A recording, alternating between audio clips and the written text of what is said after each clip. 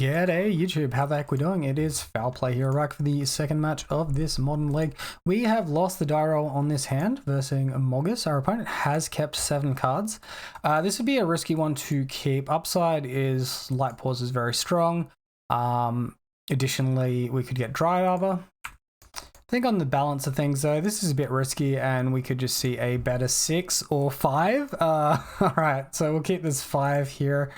We'll ditch 1 mana source and 1 floofy pause, keep the rest. Alright, so Arid Mesa into Plains probably means Hammertime at this point. It's kind of annoying because we just bottomed a floofy pause and she's kind of good in this matchup normally. No Daybreak Coroner in sight either, unfortunately. Flying is nice though. We do have Totem Armor as well. Problem being is if they do go in on Ginger Brute for 1 mana, they can make it unblockable except for by creatures that have haste. And there we are with a Saga from the opponent. So maybe one more turn of setting up before they go too wild. Stoneforge Mystic. This is just getting Caldra complete.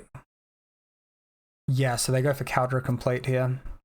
First strike, trample, indestructible, haste. So flying will be a very good start against this thing, but it is a menacing body to say the least. And Wooded Foothills is gonna get Lake Fetch shocked eventually anyway, because we need double Temple Garden, double white. We can't ever go into the forest there unless we draw a 4th land, which is not ideal either. Alright, so we'll just go for as much damage as possible. I think we keep the flying secret just for now.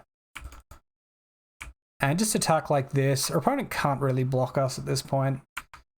Alright, looks like they're blocking with both creatures. I guess we'll assign damage to Stoneforge Mystic first. I don't think they have any good interaction here, so this seems like a weird block here. Maybe they don't know we have first strike. Maybe they just wanted to deal 2 power and just didn't realize Hyena Umbra gave first strike. Alright, opponent plays a 2nd Stoneforge Mystic now. This one finding Shadow Spear off the top, playing out the Shadow Spear. I guess they don't have a Pure Steel Paladin. And we find a Hyena Umbra off the top. I guess we just pepper our opponent's life total as much as we can. Attack on in. They're going to start gaining 2 life a turn minimum, and also this Urza Saga is here. They can make a construct token. It's not like super amazing though, because it will eat up all their mana and they still can't put life gain down. Alright, so that one just goes to the bin. Opponent doesn't even float mana off of it, strangely enough. Cast the Ornithopter. And Marsh Flats and Crack Marsh Flats, 4 in hand. Alright, they play out their Caldra complete. So it does have haste on top of its other keywords. Attacking for 5, no blocks from us. Daybreak Coronet off the top, don't mind if I do.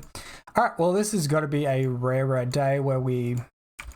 I mean, it's not quite there yet, but it's pretty close. If we do take the victory, it's a very rare victory against Hammertime, I'll tell you that much. Opponent is blocking with the Ornithopter, which is an interesting decision because none of their other creatures have flying. Blacksmith skills, that makes a little bit more sense. We will still deal the damage. We will still gain 9 life going to 18. Opponent goes down to 6. And just know, if our opponent floated the mana off the Urza Saga, they would have dealt an extra damage to us and gained 6 lives themselves. So we're going to attach that one now. We can't block this. Another Ornithopter off the top. This opponent will net some damage at us, but that's okay. We are currently dealing more damage and gaining more life than them, so as it stands, we're fine. It's just dodging Sigarda's Age, dodging Pure Steel Paladin, because I'm sure they have 1 hammer in hand at this point. And, you know, drawing to, like, Ethereal Armor would be wonderful. Hallowed Fountain, intapped, 1 in hand. Scout off the top, not what we want to see, so we will draw a card. Oh, you beautiful, beautiful card. Hello, baby. All right, slam that one down. That's going to be an attack for 15 now, and that will put our opponent to 1 after blocks. All right, blocking with both the Ornithopters. All right, no more blacksmith skills. Opponent's at 1 life. We're at 27. It'd have to be like Sigarda's Aid plus like double hammer. I guess like one hammer keeps him alive for a while though. Inkmoth Nexus off the top. Well, that is not Sigarda's Aid or Pure Steel Paladin. Beautiful. That's what we want to see. Opponent concedes. Wow, that was very close. Okay, so here we can see a Hammertime list. This one's mono white, so we'll go to like a blue version which has Spell Pierce, right? All right, so interaction of Spell Pierce there. Obviously, they've got hammers, shadow spears, springleaf drum, counter complete. The Esper Sentinels can be annoying. They do die to Force of Vigor though, which is quite nice for us. Interaction of March of Otherworldly Knife, potentially Path to Exile as well. That's annoying. Obviously, more Spell Pierce. I don't think we're going to see Lavinia. That would be overboarding in my opinion. Reminder as well, guys, if you do enjoy the video or find it informative, please consider subscribing. All right, so the interaction we want here is Force of Vigor and Solitude. Both these cards are very, very strong against what our opponent is doing. Light Pause is fantastic, absolutely fantastic. It's our best way to race what our opponent's doing. I might just take out some clunky stuff like a Spirit Mantle. Flying's probably good. So then like next weakest is Audacity. And our final cuts are a little bit clunky, really. I don't think we want to go like below 2 Griffspoon. We've got our Spider Umbras there. They're probably about even, honestly. You know what? Let's take out a land drop here. We'll take out one land drop being on the draw this game. All right, so we see this hand with one land, a beautiful, beautiful stack of auras, and like no interaction. This is a little risky, but I do think this hand is a keep. It's risky because we don't have A, our second mana, and B, we don't have any interaction for our opponent. But the upside of Vigilance plus First Strike is pretty high into our opponent. We have Totem Armor as well if we have to block. Our opponent's starting the game off with an uber value card. We draw second copies of Sentinel's Eyes, and that's not really an aura we want a second copy of here at this point. It's great to see one, but the second copy is pretty irrelevant. And an Urza's Saga from our opponent now. Springleaf Drum, 3 in hand. I wish I had a second creature. If he attacks here, I want 100% trade these. If I had a second creature in hand. Unfortunately, I don't. We break on land drop as well, which is pretty savage.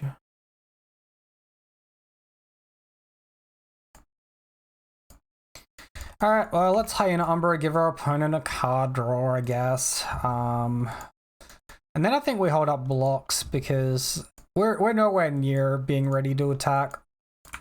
All right, looks like our opponent has Spell Pierce anyway, so it's not really realistic for us to block here. We might as well attack for 1 at this point. All right, so Saga up to 2. Inkmoth Nexus is played. Oh, there's a Sigarda's Aid off the top.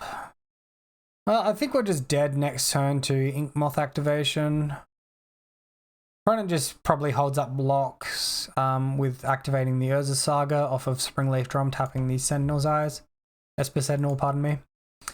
And no green cards in hand.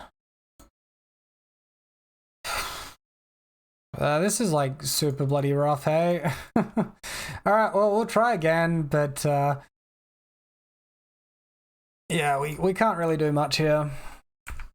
And this time holding up blocks. Maybe our opponent doesn't go in on the Inkmoth Nexus next turn. Who knows? We'll see what happens. So Construct is activated. Alright, so in their main phase as Saga trigger, we'll see if they want to make another Construct in response. I think they just go for the win here. They do float the mana this time. Getting up the Shadow Spear for free. And that gets equipped free onto the Construct token with the Sigarda's Aid. Sorry about knocking that. Apologies. There's a Colossus Hammer as well. All right, that's going to be a concession from me. I mean, like, maybe we can block and stuff, but this is going to be a 16 power creature. And, you know, we've got nothing from that point. Oh, maybe if with the Scout. Oh, God. Oh, God. Anyway. Going into game 3, we probably want to bring our mana source back in here. Possibly, I think we just take out a Daybreak Coroner. I'm sure people are going to like hammer me in the comment section for this, but think mana efficiency is pretty important here, arguably more than the life gain. So we have like a 4/4 first strike reach. I think we can do better. No interaction. Little land heavy. All right. Down to 5. Suddenly the 7 we mulliganed would be a really good looking 5. Opponent keeps 7 cards because why wouldn't you? All right, we'll keep this. Double land light pause is not too shabby. Ditch the Sentinel's Eyes. We do potentially have a turn 3 kill if we draw land 1 mana aura. That would be pretty nice. And our opponent accidentally skipped their first turn here. We've all been there online. Apologies, opponent, but you're playing Hammertime and I'm not giving you the tempo back. All right, so light pause and pass turn. 1 mana aura in hand. Just that 1 land off the top needed now. And Seachrome Coast into March here, so that's a little bit unfortunate for us. We're drawing to any other creature. That is another creature. Okay, that's something really. We need to leave the Rancor in hand in case we draw Force of Vigor. Probably Sentinel's Eyes for drawing Solitude. So that leaves the Ethereal Armor for us to cast this turn. Scatter's Age from our opponent now. Any creatures? Springleaf Drum, so no creature just yet. Oh, there's the Ornithopter, unfortunately. Another white aura off the top.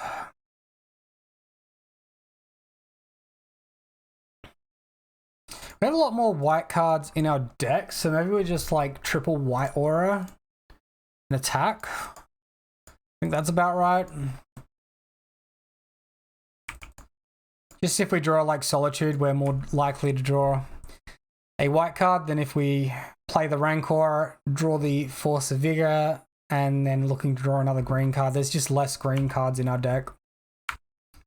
That and maybe keeping the Rancor secret will be helpful for us. Opponent passing to us. All right, well, let's go ahead and throw down, and then we're going to look to attack here. The Scout probably stays in hand from this point to the end of the game.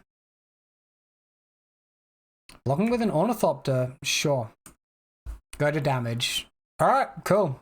Good news. We'll take it. All right, second copy of Sagada's Aid for our opponent. 1 card left in hand. You have to assume they just haven't drawn it here. They concede. All right, we take the victory versus Hammertime. So maybe they misplayed game 1 a little bit there with their mana. In game 3, they also skipped their entire first turn. But still, we'll take the victory. We're 2-0 moving into game 3. Thank you all very much for watching. I hope you enjoyed the video. If you did, be sure to let me know down below. Till next time, have a wonderful day, and I'll see you then.